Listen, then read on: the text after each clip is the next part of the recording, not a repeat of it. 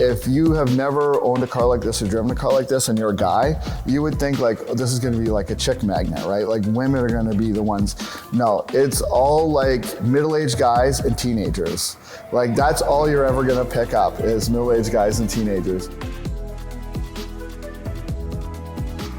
What got me into sports cars was a mix of video games and the movies in the 2000s, the Fast and the Furious. It was something that really just captivated my attention.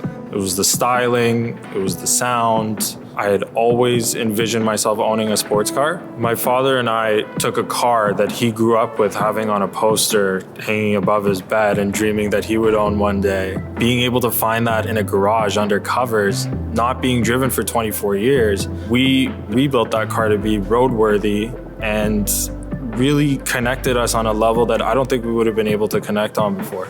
I have been into sports cars since I was a kid.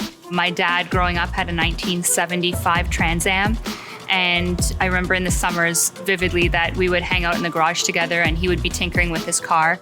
He would ask me to find him tools and hand it to him underneath the vehicle.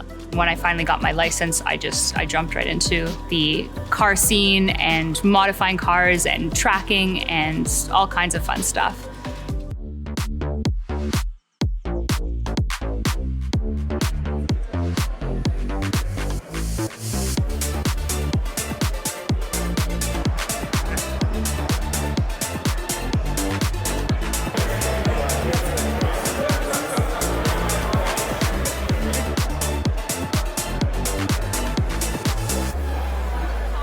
We're at the Flat 6 grand opening. We've got kids coming to get some rides in some of these fantastic automobiles.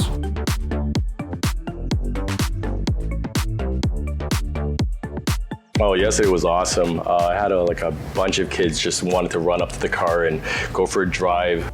It was just a charity event that was run for 6 kids. One had multiple sclerosis, and the others just had just other conditions that it was heartbreaking. And then just to see them, to see all these supercars and put a smile on their face was one of my best days ever, to be honest. You want to try the black one? You want to ride in this one, bud? Hell yeah, let's go. What's your name, brother? I had the absolute honor of working with the Starlight Foundation for the first time this year, where I met this beautiful girl named Sarah. She had been diagnosed with cancer at the age of 3 and has been battling cancer on and off for many, many years. I got to meet her at her house after school. We got to take a drive together, we chatted. She gave me the sweetest, biggest hug at the end of it all, which I loved. It was just a great day. It was something that will stick with me for a very, very long time. And I feel very blessed and very fortunate to have been able to make her day.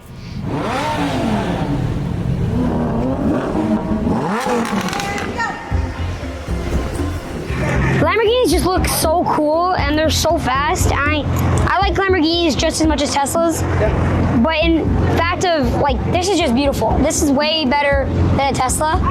This looks way better. Look at it. Move your right foot to the right side and slowly just press it. Oh my God.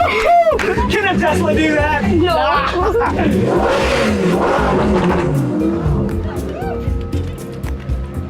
You killed it.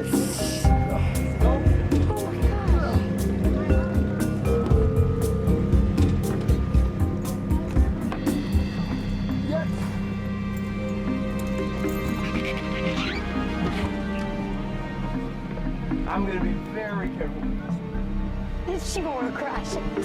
Yeah, I know.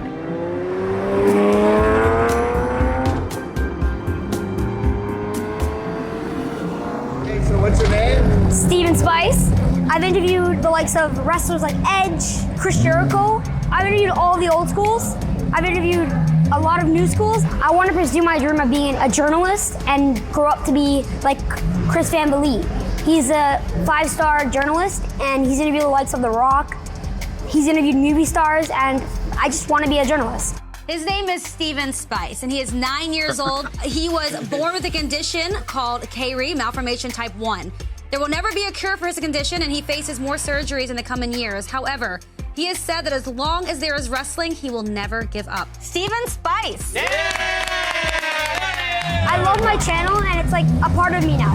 I started it in 2020, when I had nothing to do because of COVID. I couldn't even go outside because of my brain condition that I have. Because if I get it, the doctor said I can get really harmed.